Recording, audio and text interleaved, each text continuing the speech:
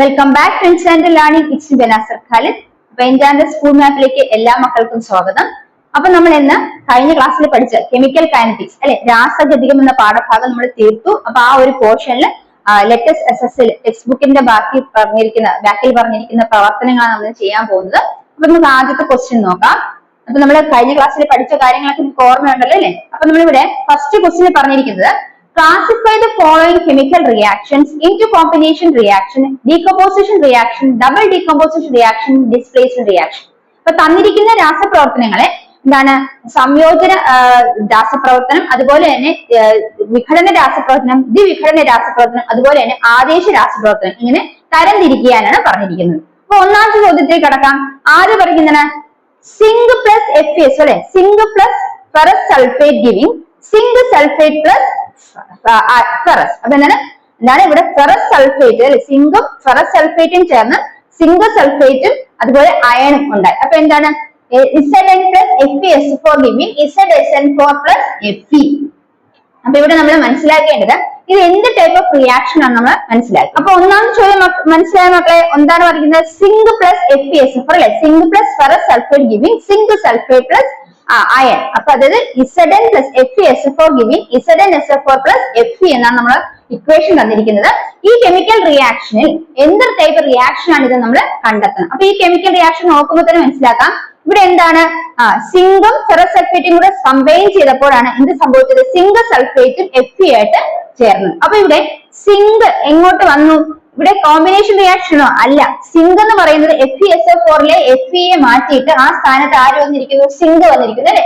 അപ്പൊ ഇത് എന്ത് ടൈപ്പ് റിയാക്ഷൻ ആണ്, ഇത് ആദേശ രാസപ്രവർത്തനം അല്ലെങ്കിൽ ഡിസ്പ്ലേസ്മെന്റ് റിയാക്ഷൻ ആണെന്ന് മനസ്സിലായി. അപ്പൊ നമ്മൾ പഠിച്ച കാര്യമാണ് ഇതെന്താണ് ഡിസ്പ്ലേസ്മെന്റ് റിയാക്ഷൻ ആണ് അല്ലെങ്കിൽ ആദേശ രാസപ്രവർത്തനം മനസ്സിലാക്കി. അടുത്ത് നോക്കൂ, NaCl plus AgNO3 giving NaNO3 plus AgCl. അതായത് സോഡിയം ക്ലോറൈഡും സിൽവർ നൈട്രേറ്റും കൂടി ചേർന്ന് സോഡിയം നൈട്രേറ്റും സിൽവർ ക്ലോറൈഡും ഫോം ചെയ്തു. ഇവിടെ നമ്മൾ നോക്കാം, ഇവിടെ എന്താണ്, ഇവിടെ സോഡിയത്തിന് കൂടെ ക്ലോറിൻ ആരുടെ കൂടെ പോയി, എന്താണ് സിൽവറിന്റെ കൂടെ പോവുകയും ഇനി സിൽവറിനൂടെ തന്നെ നൈട്രേറ്റ് സോഡിയത്തിലൂടെ പോവുകയും ചെയ്തു. അപ്പൊ ഇവിടെ എന്താണ് രണ്ട് കോമ്പൗണ്ട്സുകൾ തമ്മിൽ റിയാക്ട് ചെയ്തപ്പോൾ അവരുടെ അയോൺസ് തമ്മിൽ എക്സ്ചേഞ്ച് ചെയ്ത് മറ്റ് രണ്ട് കോമ്പൗണ്ടുകൾ ഫോം ചെയ്തു. അവിടെ നമ്മൾ എന്താ പഠിച്ചത്, ഡബിൾ ഡീകമ്പോസിഷൻ അല്ലെ, ദ്വിവിഘടന രാസപ്രവർത്തനം അല്ലെങ്കിൽ ഡബിൾ ഡീകമ്പോസിഷൻ എന്നാണ് ഇവിടെ പഠിച്ചത്. അപ്പൊ നമുക്ക് എന്ത് കിട്ടി, ഇവിടെ ഡബിൾ ഡീകമ്പോസിഷൻ ആണെന്ന് മനസ്സിലായി.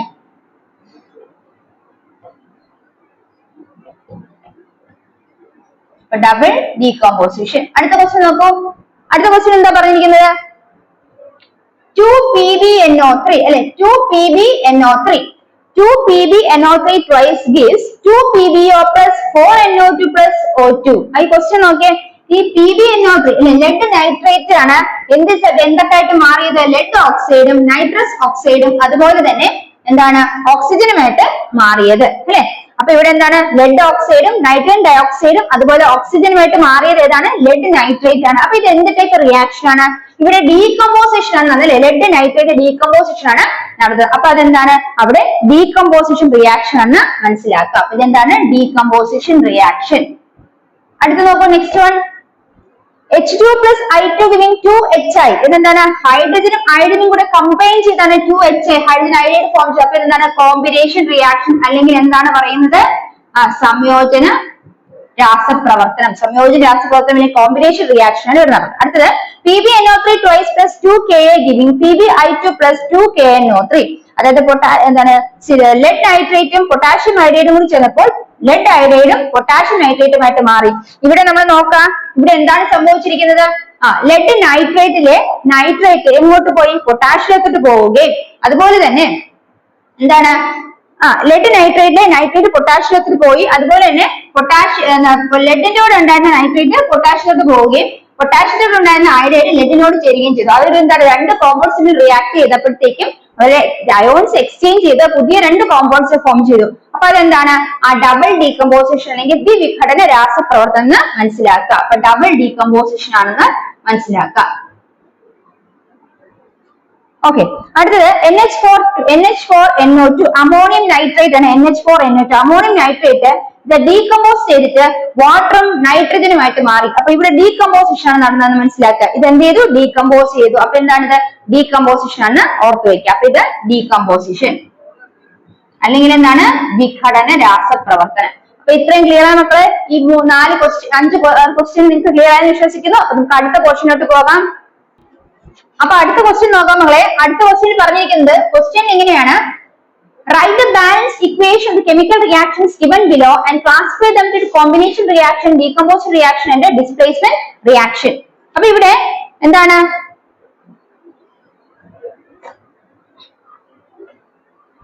ഇവിടെ നമ്മൾ ഇക്വേഷൻ, അതായത് മെഗ്നീഷ്യവും നൈട്രജനും ചേർന്ന് മെഗ്നീഷ്യം നൈട്രേറ്റ് ഫോം ചെയ്തെന്നാണ് പറഞ്ഞിരിക്കുന്നത്. അപ്പൊ മെഗ്നീഷ്യവും നൈട്രജനും ചേർന്ന് മെഗ്നീഷ്യം നൈട്രേറ്റ് ഫോം ചെയ്തു. അപ്പൊ Mg+N2 ഗിവിംഗ് Mg3N2 എന്നാണ് നമുക്ക് കിട്ടുന്നത്, മെഗ്നീഷ്യം നൈട്രേറ്റ്. അപ്പൊ ഈ ഇക്വേഷനെ ബാലൻസ് ചെയ്യുക. ഇപ്പൊ നൈട്രജൻ ഇവിടെ രണ്ട് നൈട്രജൻ അപ്പുറത്തുവശത്ത് ഇപ്പുറത്തുവശത്തും ഉണ്ട് അല്ലെ. മാഗ്നീഷ്യം ആണെങ്കിലോ ഇവിടെ 3 അല്ലെ, ഇവിടെ എത്രയേ ഉള്ളൂ? ഒന്നുമില്ല. അപ്പൊ ഇവിടെ ഒന്നേ ഉള്ളൂ. അപ്പൊ ഇവിടെ എന്താക്കണം? 3 ആക്കണം. അപ്പൊ 3Mg+N2 ഗിവിംഗ് Mg3N2 എന്ന ഇക്വേഷൻ ആകും. അപ്പൊ മെഗ്നീഷ്യം നൈട്രജൻ ചേർന്ന് മെഗ്നീഷ്യം നൈട്രൈഡ് ഫോം ചെയ്തു എന്നാണ് ഇവിടെ പറഞ്ഞിരിക്കുന്നത്. ഇത് എന്ത് ടൈപ്പ് റിയാക്ഷൻ ആണ്? ഈ കെമിക്കൽ റിയാക്ഷൻ എന്ത് ടൈപ്പ് റിയാക്ഷൻ ആണ്? അതെ, ഇവിടെ എന്താണ്? മെഗ്നീഷ്യം നൈട്രജൻ ചേർന്നാണ് മെഗ്നീഷ്യം നൈട്രേറ്റ് ഫോം ചെയ്തത്. അപ്പൊ എന്താണ്? ഇത് കോമ്പിനേഷൻ റിയാക്ഷൻ, സംയോജന രാസപ്രവർത്തനമാണെന്ന് മനസ്സിലാക്കുക. അടുത്ത ക്വസ്റ്റ്യൻ എന്താ മക്കളെ? ZnCO3 അല്ലെ. എന്താണ് ZnCO3? Zinc carbonate. Zinc carbonate gives zinc oxide plus carbon dioxide. Zinc carbonate gives zinc oxide plus carbon dioxide. ഇവിടെ സിങ്ക് കാർബണേറ്റ് ഹീറ്റ് ചെയ്തപ്പോഴാണ് സിങ്ക് ഓക്സൈഡും കാർബൺ ഡയോക്സൈഡ് ആയിട്ട് മാറിയെന്ന് മനസ്സിലാക്കുക. അപ്പൊ സിങ്ക് കാർബണേറ്റ്, ഇവിടെ കാർബൺ ഡയോക്സൈഡ് എത്രയുണ്ട്? 2 ഉണ്ട് അല്ലെ. 2 കാർബൺ ഡയോക്സൈഡ്, ഇവിടെ 3 എണ്ണം ഉണ്ട്. അപ്പൊ ഇവിടെ ഈക്വലൈസ് ചെയ്യാൻ നമ്മൾ ഇവിടെ എന്ത് ചെയ്യണം? ഇവിടെ ഒരു 2 ഇട്ട് കൊടുത്തു. ഇവിടെ 2 ഇട്ട് കൊടുത്തപ്പം ഇപ്പൊ കാർബൺ ഡയോക്സൈഡ് ഓക്സിജൻ ഉണ്ട്. അത് നോക്കാം. ഇവിടെ കാർബൺ ഡയോക്സൈഡ്, സോറി ഒന്നുകൂടെ പറയാം. ഇവിടെ നമ്മൾ zinc carbonate decompose zinc oxygen carbon dioxide ആയെന്ന് പറഞ്ഞു. അവിടെ കാർബൺ ഡയോക്സൈഡിൽ ഓക്സിജൻ എണ്ണം എത്രയുണ്ട്? ഓക്സിജൻ എണ്ണം 2 ആണ്. ഈ വശത്ത് ഓക്സിജൻ 2 ആണ്. എന്നാൽ ഇവിടെ ഓക്സിജൻ എണ്ണം 3 ആണ്. റിയാക്ടന്റ് സൈഡിൽ ഓക്സിജൻ എണ്ണം 3 ആണ്. അപ്പൊ ഇവിടെ 3 ആയതുകൊണ്ട് നമുക്ക് ബാലൻസ് ചെയ്യുന്നതിന് വേണ്ടിയിട്ട് ഇവിടെ ഒരു 2 ഇട്ട് കൊടുക്കാം. അപ്പൊ ഇവിടെ എന്ത് ചെയ്തു? ഇവിടെ 4 ഓക്സിജൻ ആയി തീർന്നു. അപ്പൊ ഇവിടെ 4 ഓക്സിജൻ ആയപ്പോഴത്തേക്കും ഇവിടെ 4 ഓക്സിജനും ഇവിടെ എത്രയുണ്ട്? ആദ്യം നമ്മൾ നോക്കാം, ഒന്നുകൂടെ നോക്കാം. അപ്പൊ അടുത്ത ക്വസ്റ്റ്യനിൽ സിങ്ക് കാർബണേറ്റ് ഹീറ്റ് ചെയ്തപ്പോഴാണ് സിങ്ക് ഓക്സൈഡും കാർബൺ ഡയോക്സൈഡ് മാറിയെന്ന് പറഞ്ഞു. അപ്പൊ ഇവിടെ സിങ്ക് കാർബണേറ്റും സിങ്ക് ഓക്സൈഡും കാർബൺ ഡയോക്സൈഡ് ഇവയെ നമ്മൾ ബാലൻസ് ചെയ്യുമ്പോൾ റിയാക്ടൻസ് പ്രോഡക്റ്റ് ചെയ്യുമ്പോൾ ബാലൻസ് ഇക്വേഷൻ എഴുതുകയാണ്. അപ്പൊ ഇവിടെ കാർബൺ ഡയോക്സൈഡ് എന്താണ്? കാർബൺ ഡയോക്സൈഡ് 2CO2 ആണ് നിൽക്കുക. അപ്പൊ ഇവിടെ എന്താണ്? ഇവിടെ കാർബണിനും 2 ഓക്സിജനും എത്രയായി? 3 ഓക്സിജനായി. ഇവിടെ ഓക്സിജൻ 3 ഉണ്ട്, പക്ഷെ കാർബൺ എണ്ണം എത്രയേ ഉള്ളൂ? 1 കാർബണേ ഉള്ളൂ. അപ്പൊ ഇവിടെ നമ്മൾ എന്ത് ചെയ്തു? 2 ഇട്ട് കൊടുത്തു. 2 ഇട്ട് കൊടുത്തപ്പോ സിങ്ക് എത്ര ആയിട്ടും സിങ്കിന്റെ എണ്ണം 2 ആയി. ഇനി കാർബൺ എണ്ണം 2 ആണ്, അതുകൂടെ ഓക്കെയാണ് 2. ഇനി ഓക്സിജൻ എണ്ണം എത്രയായി? 6 ഓക്സിജൻ ആറ്റംസ് ഇവിടെ ഉണ്ട്. എന്നാൽ ഇവിടെ എത്ര ഓക്സിജൻ ആറ്റംസേ ഉള്ളൂ? പ്രോഡക്റ്റ് സൈഡില് 4 ഓക്സിജൻ ആറ്റംസേ ഉള്ളൂ. അപ്പൊ നമ്മൾ എന്ത് ചെയ്യണം? ഒരു 2 ഓക്സിജൻ ആറ്റം ഇവിടെ കൂടെ സപ്ലൈ ചെയ്തു. അപ്പൊ ഇവിടെ എത്രയാണ്? സിങ്കിന്റെ എണ്ണം 2. സിങ്ക് ഇവിടെയും 2 എണ്ണം ഉണ്ട്. കാർബൺ ആണെങ്കിലോ റിയാക്ടന്റ് സൈഡിലും പ്രോഡക്റ്റ് സൈഡിലും 2 ആണ്. അതുപോലെ ഓക്സിജൻ എന്ന് പറയുന്നത് റിയാക്ടന്റ് സൈഡിൽ 6, പ്രോഡക്റ്റ് സൈഡിൽ എത്രയായി? ഇവിടെ 4 + 2 6. അപ്പൊ ഇങ്ങനെ ഇക്വേഷൻ ബാലൻസ്ഡ് ആയി. അപ്പൊ 2ZnCO3 ഗിവിംഗ് 2ZnO + 2CO2. ഇനി ഇവിടെ നോക്കാം, സിങ്ക് കാർബണേറ്റ് ആണ് ഹീറ്റ് ചെയ്തപ്പോൾ ഇതായിട്ട് മാറിയത്. അപ്പൊ ഇതെന്താ സംഭവിച്ചത്? ഡീകമ്പോസിഷൻ ആണ് നടന്നത് അല്ലെ. അവിടെ എന്താണ്? വിഘടന രാസപ്രവർത്തനം അല്ലെങ്കിൽ ഡീകമ്പോസിഷൻ ആണ് നടന്നതെന്ന് മനസ്സിലാക്കുക. ഡീകമ്പോസിഷൻ ക്ലിയർ ആണ് മക്കളെ. അടുത്തത് നമ്മൾ അലുമിനിയം പ്ലസ് PbNO3 അതായത് lead nitrate giving aluminium nitrate plus lead എന്ന് കിട്ടി അല്ലെ. Aluminium plus lead nitrate giving aluminium plus lead nitrate giving aluminium nitrate plus lead എന്ന ആൻസർ എന്നാണ് നമ്മൾ ക്വസ്റ്റ്യൻ ചോദിച്ചിരിക്കുന്നത്. അപ്പൊ ഇതിന്റെ ഇക്വേഷൻ ബാലൻസ് ചെയ്ത് അതുപോലെ 2 ഇക്വേഷൻ ആണ് കണ്ടെത്താം. ഇവിടെ നോക്കാം, അലുമിനിയത്തിന്റെ എണ്ണം ഇവിടെയും സെയിം നമ്പർ ആണ് അല്ലെ. ഇനി നോക്കാം ലെഡ് റിയാക്ടന്റ് സൈഡില് ലെഡ് നൈട്രേറ്റില് നൈട്രേറ്റ് എന്ന് പറയുമ്പോൾ ഇവിടെ എത്രയുണ്ട്? ഇവിടെ ലെഡ് 3Pb എന്നാണ് കൊടുത്തിരിക്കുന്നത് അല്ലെ. 3 ലെഡ് ഉണ്ടെന്ന് പറഞ്ഞിരിക്കുന്നു പ്രോഡക്റ്റ് സൈഡില്. അപ്പം നമുക്ക് ഇവിടെ എന്ത് വേണം? 3 ലെഡ് വേണം റിയാക്ടന്റ് സൈഡിൽ. അപ്പൊ നമ്മൾ ഇവിടെ 3Pb എന്ന് കൊടുത്തു. 3Pb എന്ന് കൊടുത്തപ്പോ ഇവിടെ ഈ Pb എന്ന് പറയുന്ന എല്ലാത്തിനും ആപ്ലിക്കബിൾ ആണ് അല്ലെ. സോറി, ഈ 3 എന്ന് പറയുന്നത് എല്ലാത്തിനും ആപ്ലിക്കബിൾ ആണ്. അപ്പൊ ഇവിടെ 3Pb ലെഡ് ഇവിടെയും 3Pb ഉണ്ട്. ഇനി അടുത്ത് നോക്കാം, NO3 ട്വൈസ് ആണ്. NO3 ട്വൈസ് എന്ന് പറയുമ്പോഴത്തേക്കും ഇവിടെ O3 എന്ന് പറയുന്നത് എത്രയാണ്? O3 ഉണ്ട്, അത് 2 വിധം. അപ്പൊ എത്രയാണ്? അവിടെ 6 ആയി. പിന്നെ ഒരു 3 ടൈംസ്, അപ്പൊ 6 × 3 18 ആയി. അപ്പൊ ഇവിടെ ഓക്സിജൻ എണ്ണം എന്ന് പറയുന്നത് 18 ആണ്. എന്നാൽ ഇവിടെയോ ഓക്സിജൻ എണ്ണം എന്ന് പറയുന്നത് 9 ഓക്സിജനേ ഉള്ളൂ. അപ്പൊ 9 ഓക്സിജൻ ആയതുകൊണ്ട് അവിടെ 18 ആക്കണമെങ്കിൽ നമ്മൾ എന്ത് ചെയ്യണം? അവിടെ നമ്മളൊരു 2 ഇട്ട് കൊടുത്തു അല്ലെ. അപ്പൊ എന്തായി? 18 നമ്പർ ഓഫ് ഓക്സിജൻ ആറ്റംസ് എണ്ണം 18 ആയി ഇവിടെ. പക്ഷെ അലുമിനിയം എത്രയായി? 2 ആയി. ഇവിടെ അലുമിനിയം ആറ്റം എത്രയുണ്ട്? ഒരു അലുമിനിയം ആറ്റം ഉള്ളപ്പോൾ നമ്മളത് 2 ആക്കി കൊടുക്കുക. അപ്പൊ 2Al plus 3PbNO3 twice giving 2AlNO3 thrice plus 3Pb എന്ന് നമുക്ക് ഇക്വേഷൻ ബാലൻസ് ചെയ്ത് കിട്ടും. ഇക്വേഷൻ ബാലൻസ് നിങ്ങൾ പണ്ടേ പഠിച്ചിട്ടുള്ളതാണ്, അതുകൊണ്ടാണ് റഫ് ആയിട്ട് ഞാൻ പറഞ്ഞു പോയത്. ക്ലിയർ ആയെന്ന് വിശ്വസിക്കുന്നു. അപ്പൊ ഇവിടെ നമ്മൾ ഇക്വേഷൻ ബാലൻസ് ചെയ്തതിനു ശേഷം ഇത് എന്ത് റിയാക്ഷൻ ആണെന്ന് കണ്ടെത്തണം അല്ലെ. ഇവിടെ നമ്മൾ നോക്കും, അലുമിനിയവും ലെഡ് നൈട്രേറ്റും ചേർന്ന് അലുമിനിയം നൈട്രേറ്റും ലെഡുമായിട്ട് മാറുകയാണ് ചെയ്തത്. അവിടെ എന്ത് സംഭവിച്ചു? അലുമിനിയം ആണ് ലെഡ് നൈട്രേറ്റിൽ നിന്നും ലെഡിനെ മാറ്റിയത് അല്ലെ. അപ്പൊ ആദേശം ചെയ്തു. എന്ത് ചെയ്യുക? ഡിസ്പ്ലേസ്മെന്റ് റിയാക്ഷൻ അല്ലെങ്കിൽ ആദേശ രാസപ്രവർത്തനമാണ് നടന്നത്. ഇതെന്താണ്? ഡിസ്പ്ലേസ്മെന്റ് റിയാക്ഷൻ ആണെന്ന് ഓർത്തു വെക്കുക. സോ ഇത് ഡിസ്പ്ലേസ്മെന്റ് ആണ് അല്ലെങ്കിൽ ആദേശ രാസപ്രവർത്തനമാണെന്ന് ഓർത്തു വെക്കുക. അപ്പൊ ഈ 3 ക്വസ്റ്റ്യൻ ക്ലിയർ ആയ മക്കളെ, അടുത്ത ക്വസ്റ്റ്യനിലോട്ട് പോകാമോ?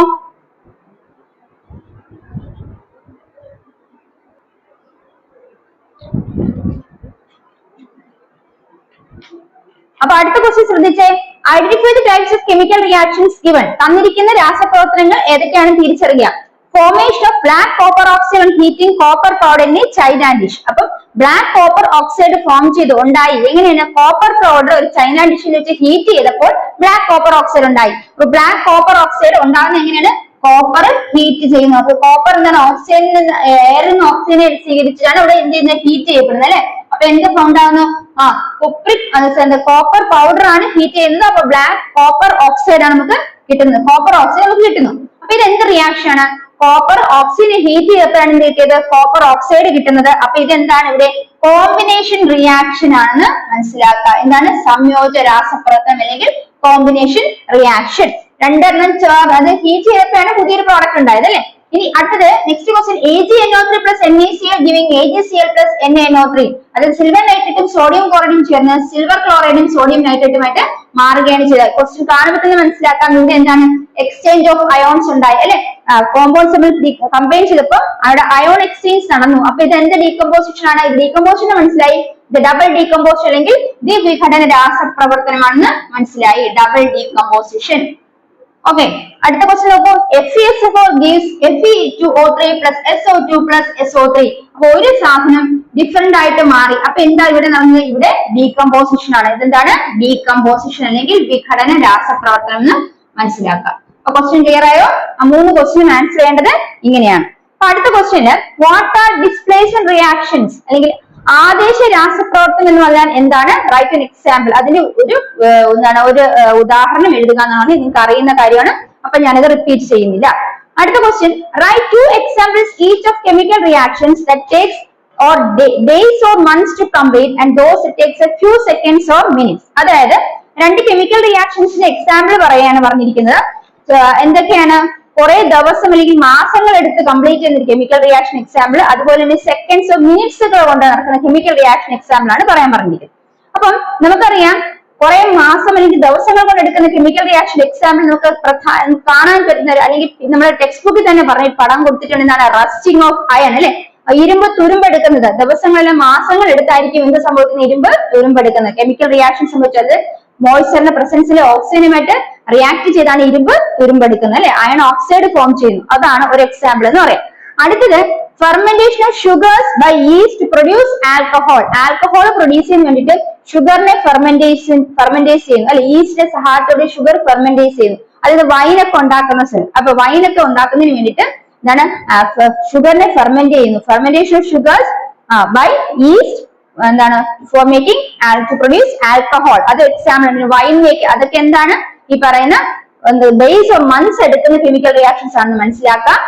അടുത്തത്, ഫ്യൂ സെക്കൻഡ്സ് കൊണ്ട് എടുക്കുന്ന കെമിക്കൽ റിയാക്ഷൻസിന് എക്സാമ്പിൾ പറയുന്നത് നമ്മൾ ഫ്യൂവൽ ബേൺ ചെയ്തു. Combustion of fuel few seconds കൊണ്ടാണ് റിയാക്ഷൻ നടക്കുന്നത് അല്ലെ. Combustion of fuel. അടുത്തത്, സോഡിയം ഹൈഡ്രോക്സൈഡും ഹൈഡ്രോക്ലോറിക് ആസിഡും. സോഡിയം ഹൈഡ്രോക്സൈഡും ഹൈഡ്രോക്ലോറിക് ആസിഡും കൂടി ചേർന്ന് സോഡിയം ഹൈഡ്രോക്സൈഡും അതുപോലെ വാട്ടറും ഉണ്ടാകുന്നു. ഇതെന്ന് പറയുന്നത് വളരെ പെട്ടെന്ന് നടക്കുന്ന ഒരു റിയാക്ഷൻ, വിത്തിൻ മിനിറ്റ്സ് ആണ് നടക്കുന്നതെന്ന് ഓർത്തു വയ്ക്കുക. അപ്പൊ കമ്പഷൻ ഓഫ് എ ഫ്യൂവലും അതുപോലെ ഞാൻ പറഞ്ഞ സോഡിയം ഹൈഡ്രോക്സൈഡും ഹൈഡ്രോക്ലോറിക് ആസിഡും റിയാക്ട് ചെയ്ത് എന്താണ് സോഡിയം ക്ലോറൈഡും അതുപോലെ വാട്ടറും ഫോം ചെയ്യുന്ന റിയാക്ഷൻ എന്ന് പറയുന്നത് വളരെ ഫാസ്റ്റ് ആയിട്ട് നടക്കുന്ന റിയാക്ഷൻ. അപ്പൊ അത് എക്സാമ്പിൾസ് ആയിട്ട് നമുക്ക് പറയാം. അടുത്ത ക്വസ്റ്റ്യൻ ചോദിച്ചിരിക്കുന്നത് how does the rate of a chemical reaction vary when a gas reacts in large pieces of a solid substance and its fine powder? Explain the reason. അപ്പൊ നമ്മൾ പഠിച്ചതാണ് അല്ലെ, ഒരു കെമിക്കൽ റിയാക്ഷൻ റേറ്റ് വ്യത്യാസപ്പെടുന്നു. ഒരു gas എന്താണ് large piece of solid സബ്സ്റ്റൻസുമായിട്ടാണ് react ചെയ്യുന്നെങ്കിൽ അല്ലെങ്കിൽ ഫൈൻ പൗഡറുമായിട്ട് റിയാക്ട് ചെയ്യുന്നെങ്കിൽ അവിടെ രണ്ട് രീതിയിൽ റിയാക്ഷനിൽ വ്യത്യാസം. എന്താണ് വ്യത്യാസം? നമ്മൾ പറഞ്ഞു സോളിഡ് സബ്സ്റ്റൻസുമായിട്ടാണ് റിയാക്ട് ചെയ്യുന്നതെങ്കിൽ അവിടെ റിയാക്ടന്റ് എന്ന് പറയുന്നത് സോളിഡ് സബ്സ്റ്റൻസ് ആണെങ്കിൽ അവിടെ അതിന്റെ എന്താണ് ഒരു പ്രധാനപ്പെട്ട factor affecting rate of chemical reaction surface area അല്ലെ, പ്രതല പരപ്പളവ്. ആ അഭികാരങ്ങളുടെ പ്രതല പരപ്പളവ് മീൻസ് റിയാക്ടൻസിന്റെ സർഫസ് ഏരിയ ഒരു പ്രധാന ഫാക്ടർ ആണെന്ന് പറഞ്ഞു. അപ്പൊ ഇവിടെ large piece of solid substance ആണ് യൂസ് ചെയ്യുന്നതെങ്കിൽ അവിടെ സർഫസ് ഏരിയ കുറവായിരിക്കും റിയാക്ടൻസിന്. അപ്പൊ എന്താണ് മോളിക്യൂൾസ് നമ്പർ ഓഫ് മോളിക്യൂൾസ് എല്ലാം കുറവായിരിക്കും. അതുപോലെ ആ molecules collide number of molecules എവിടെ കൊളൈഡ് ചെയ്യുന്നത് കുറവായിരിക്കും. അങ്ങനെ കൊളൂഷൻ കുറവാകുമ്പോൾ അവിടെ എന്ത് സംഭവിക്കും? റേറ്റ് ഓഫ് കെമിക്കൽ റിയാക്ഷൻ കുറഞ്ഞിരിക്കും. ഇനി പൗഡർ ആണ് യൂസ് ചെയ്യുന്നതെങ്കിൽ അവിടെ സർഫസ് ഏരിയ കൂടുതലായിരിക്കും, പ്രതല പരപ്പളവ് കൂടുതലായിരിക്കും, നമ്പർ ഓഫ് മോളിക്യൂൾസ് കൊളൈഡ് ചെയ്യുന്നത് എണ്ണം കൂടുതലായിരിക്കും, പൊല്യൂഷൻ ഇൻക്രീസ് ചെയ്യും അല്ലെ, പൊല്യൂഷൻ കൂടുതലായിട്ട് നടക്കും, അതായത് കൂട്ടിയിരിക്കുന്ന കൂടുതലായിട്ട് നടക്കും. അതുപോലെ തന്നെ rate of chemical reaction increase ചെയ്യുന്ന നമ്മൾ പഠിച്ചിട്ടുണ്ട്. അപ്പൊ അതാണ് ഇതിന്റെ റീസൺ എന്ന് മനസ്സിലാക്കുക. അടുത്ത rate of chemical reaction for fixed amount of react is low at room temperature. ഒരു റൂം ടെമ്പറേച്ചർ അത് സാധാരണ ഊഷ്മാവില് ഒരു കെമിക്കൽ റിയാക്ഷന്റെ റേറ്റ് എന്ന് പറയുന്നത് ഫിക്സഡ് ആണ്. Is it possible to increase rate of chemical reaction without changing the temperature? അങ്ങനെ temperature change ചെയ്യാതെ chemical reaction rate നമുക്ക് കൂട്ടാൻ പറ്റുമോ എന്നാണ് ചോദ്യം. നമ്മൾ പറഞ്ഞു ടെമ്പറേച്ചർ ചേഞ്ച് ചെയ്യണ്ട, പക്ഷെ നമുക്ക് എന്തൊക്കെ ചെയ്താൽ കെമിക്കൽ റിയാക്ഷൻ റേറ്റ് കൂട്ടാം? ഒന്ന് നമ്മൾ പറഞ്ഞ റിയാക്ടൻസിന്റെ കോൺസെൻട്രേഷൻ കൂട്ടുക അല്ലെ, ഗാഢത വർദ്ധിപ്പിക്കുക. അധികാരങ്ങളുടെ ഗാഢത വർദ്ധിപ്പിച്ചാൽ കെമിക്കൽ റിയാക്ഷൻ അല്ലെങ്കിൽ രാസപ്രവർത്തന വേഗത കൂട്ടാൻ സാധിക്കും. അടുത്ത നമ്മൾ എന്താ പറഞ്ഞത്? റിയാക്ടൻസിന്റെ എന്താണ് പ്രതല പരപ്പളവ് അല്ലെ, സർഫസ് ഏരിയ കൂട്ടിയാലും നമുക്ക് എന്ത് ചെയ്യാൻ സാധിക്കും? ഈ പറയുന്ന കെമിക്കൽ റിയാക്ഷൻ സ്പീഡ് കൂട്ടാൻ സാധിക്കും. അതുപോലെ വേറെ എന്തൊക്കെ മെത്തേഡ്സ് യൂസ് ചെയ്യാം? കാറ്റലിസ്റ്റ് നമ്മൾ ലാസ്റ്റ് പഠിച്ചാണ് കാറ്റലിസ്റ്റ് അല്ലെ, ഉൾപ്രേരകങ്ങളുടെ ഉപയോഗം അല്ലെ, ഉൾപ്രേരകങ്ങൾ ഒരു രാസപ്രവർത്തനം ഉൾപ്പെടുത്തിയാൽ നമുക്ക് കെമിക്കൽ റിയാക്ഷന്റെ റേറ്റ് കൂട്ടാം. അപ്പൊ ഇവിടെ എല്ലാം നമ്മൾ ടെമ്പറേച്ചർ മാറ്റാതെ നമുക്ക് rate of chemical reaction increase ചെയ്യാമെന്നാണ് മനസ്സിലാക്കേണ്ടത്. അടുത്ത question, zinc reacts with hydrochloric acid to produce hydrogen gas. Right the chemical equation of this reaction. അവിടെ നോക്കുക, ഈ റിയാക്ഷന്റെ കെമിക്കൽ ഇക്വേഷൻ ഏതാ? സിങ്ക് ഹൈഡ്രോക്ലോറിക് ആസിഡുമായിട്ട് ചേർന്ന് എന്ത് ഫോം ചെയ്തു? ഹൈഡ്രജൻ ഗ്യാസ് പ്രൊഡ്യൂസ് ചെയ്തെന്നാണ് പറയുന്നത്. അപ്പൊ നമുക്ക് നോക്കാം കെമിക്കൽ ഇക്വേഷൻ എങ്ങനെ എഴുതാം.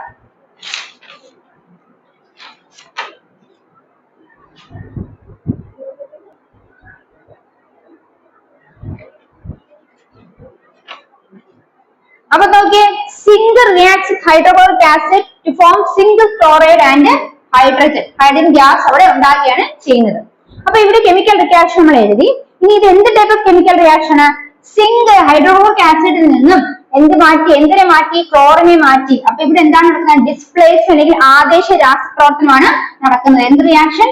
ഡിസ്പ്ലേസ്മെന്റ് റിയാക്ഷൻ അല്ലെങ്കിൽ ആദേശ രാസപ്രവർത്തനം. അപ്പൊ ഒരു ചോദ്യത്തിന് ഉത്തരമായി. അടുത്ത, suggest any two methods four increasing the amount of hydrogen. അപ്പൊ ഹൈഡ്രജന്റെ എണ്ണം കൂട്ടാൻ എന്തൊക്കെ മെത്തേഡ്സ് നമുക്ക് യൂസ് ചെയ്യാം?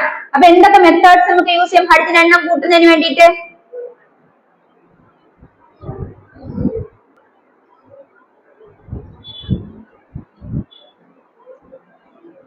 അപ്പൊ നമ്മൾ മനസ്സിലാക്കേണ്ടത് ഹൈഡ്രജൻ ആറ്റം അല്ലെങ്കിൽ ഹൈഡ്രജൻ ഗ്യാസ് പുറത്തേക്ക് പോകുന്നതിന്റെ എമൗണ്ട് കൂട്ടാൻ അല്ലെങ്കിൽ ഹൈഡ്രജൻ ഉണ്ടായതിന്റെ എമൗണ്ട് കൂട്ടാൻ നമുക്ക് എന്തൊക്കെ മെത്തേഡ് സജസ്റ്റ് ചെയ്യാം? അപ്പൊ ഹൈഡ്രജൻ എമൗണ്ട് കൂട്ടണമെങ്കിൽ അവിടെ റേറ്റ് ഓഫ് കെമിക്കൽ റിയാക്ഷൻ കൂടണം അല്ലെ. റേറ്റ് ഓഫ് കെമിക്കൽ റിയാക്ഷൻ കൂടണമെങ്കിൽ എന്തൊക്കെ സാധ്യതകൾ ഉണ്ടാകാം? ഒന്നുകിൽ നമുക്ക് ടെമ്പറേച്ചർ, ഇവിടെ നമ്മൾ ടെമ്പറേച്ചറിന്റെ കാര്യം നമ്മൾ ചൂടാക്കുന്നുണ്ടോ? ഇല്ല, ടെമ്പറേച്ചർ ഇൻക്രീസ് ചെയ്യാം, റേറ്റ് ഓഫ് കെമിക്കൽ റിയാക്ഷൻ കൂടുന്നു. അപ്പൊ പെട്ടെന്ന് എന്താണ് ഹൈഡ്രജൻ ഗ്യാസ് കൂടുതലായിട്ട് ഉണ്ടാകുന്നു. അടുത്തില്ലെങ്കിൽ എന്ത് ചെയ്യാം? ഉപയോഗിക്കുന്ന സിങ്കിന്റെ അല്ലെ, സിങ്ക് എന്ന് പറയുന്നത് ക്രിസ്റ്റൽസ് അല്ല, ഫൈൻ പൗഡർ ആയിട്ടുള്ള സിങ്ക് ആണ് യൂസ് ചെയ്യുന്നെങ്കിൽ അവിടെ സർഫസ് ഏരിയ അല്ലെങ്കിൽ എന്താണ് പ്രതല പരപ്പളവ് കൂടുന്നു. അപ്പൊ എന്ത് സംഭവിക്കും? നമ്മൾ പൊല്യൂഷൻ ഇൻക്രീസ് ചെയ്യുന്നു, അതുപോലെ rate of chemical reaction increase ചെയ്യുന്നു. അപ്പൊ അങ്ങനെ നമുക്ക് ഹൈഡ്രജൻ ഗ്യാസിന്റെ എമൗണ്ട് കൂട്ടാൻ സാധിക്കും. ഇനി നമ്മൾ പറഞ്ഞു HCl എടുക്കുന്ന HClന്റെ കോൺസെൻട്രേഷൻ കൂട്ടാം അല്ലെ, നമ്മൾ എടുക്കുന്ന HClന്റെ കോൺസെൻട്രേഷൻ കൂട്ടിക്കൊടുക്കാം. അപ്പോഴെന്ത് സംഭവിക്കും? അപ്പോഴും rate of chemical reaction increase ചെയ്യാൻ സാധിക്കും. അപ്പൊ ഏതെങ്കിലും രണ്ട് മെത്തേഡ്സ് ആണ് പറഞ്ഞിരിക്കുന്നത്. അപ്പൊ നിങ്ങൾക്ക് ഏത് മെത്തേഡ്സ് ആണെങ്കിൽ ഈ പറയുന്നത് സജസ്റ്റ് ചെയ്യും. അടുത്ത question, the chemical equation the conversion of, question clear ആയല്ലോ. അടുത്ത ക്വസ്റ്റ്യനിലോട്ട് പോവുകയാണ്. The chemical equation the conversion of hydrogen peroxide to water and oxygen is given. What type of chemical reaction is this? അപ്പൊ നമുക്ക് ആ question എഴുതി നോക്കാം.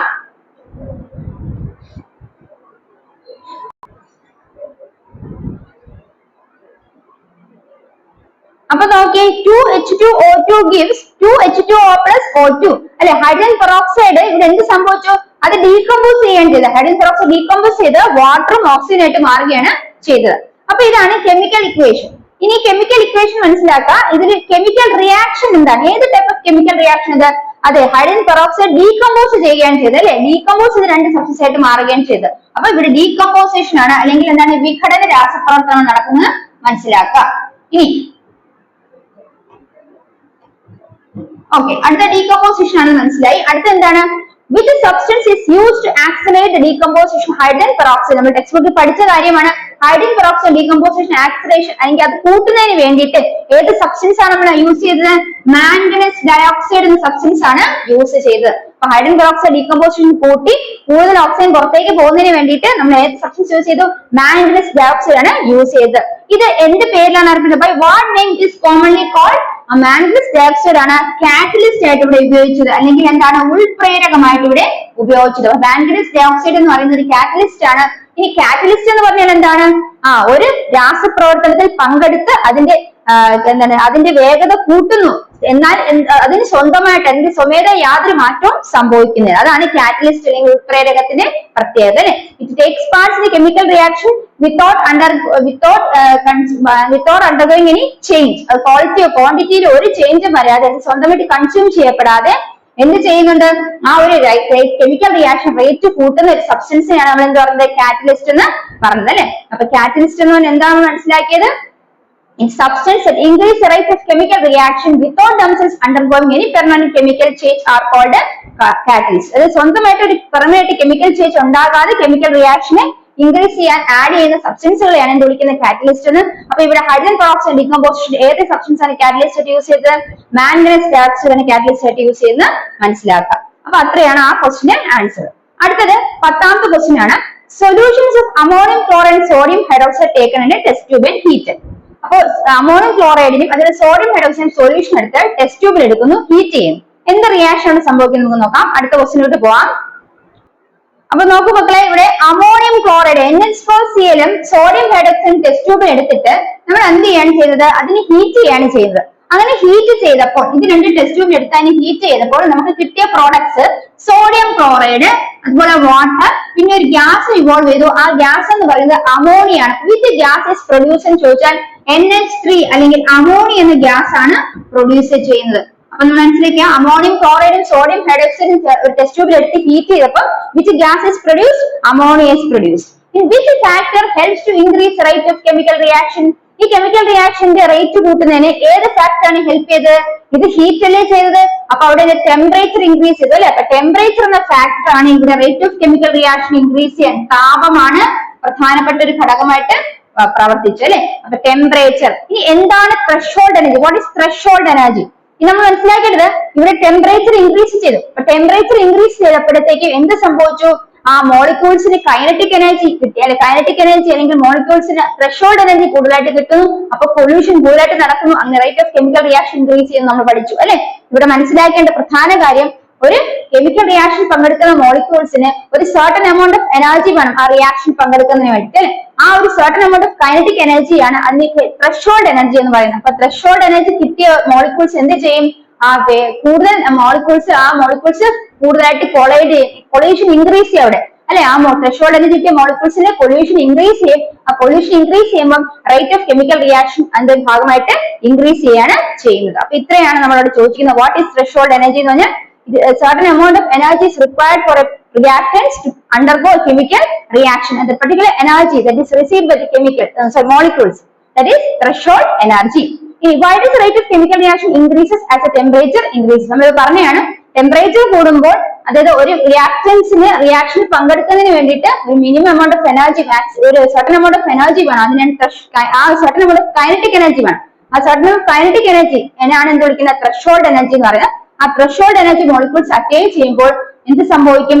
അവിടെ നമ്പർ ഓഫ് മോളിക്യൂൾസ് കൊളൈഡ് ചെയ്യുന്നത് ഇൻക്രീസ് ചെയ്യും, പൊല്യൂഷൻ ഇൻക്രീസ് ചെയ്യും, അതുപോലെ തന്നെ അവിടെ rate of chemical reaction increase ചെയ്യും. അപ്പൊ ടെമ്പറേച്ചർ കൂടുന്നതനുസരിച്ച് ഈ പറയുന്ന കെമിക്കൽ റിയാക്ഷൻ ഇങ്ങനെ ത്രെഷോൾഡ് എനർജി കൂടുന്നു, പൊല്യൂഷൻ ഇൻക്രീസ് ചെയ്യുന്നു, അങ്ങനെ rate of chemical reaction increase ചെയ്യുന്നു. ഇത്രയാണ് നമ്മൾ മനസ്സിലാക്കേണ്ട പ്രധാനപ്പെട്ട കാര്യങ്ങൾ. അപ്പൊ നമ്മളിവിടെ 10 ക്വസ്റ്റ്യൻസ് ലെറ്റർ സിസ്റ്റത്തിൽ ഡിസ്കസ് ചെയ്തിട്ടുണ്ട്. നിങ്ങൾക്ക് ക്ലിയർ ആയെന്ന് വിശ്വസിക്കുന്നു. ഇതിൽ എന്തെങ്കിലും ഡൗട്ട് ഉണ്ടെങ്കിൽ കമന്റ് ബോക്സിൽ കമന്റ് ചെയ്യുക. അപ്പൊ അടുത്ത ക്ലാസ്സിൽ നമുക്ക് മറ്റൊരു ചാപ്റ്ററിനെ കാണാം. Bye from me. Thank you.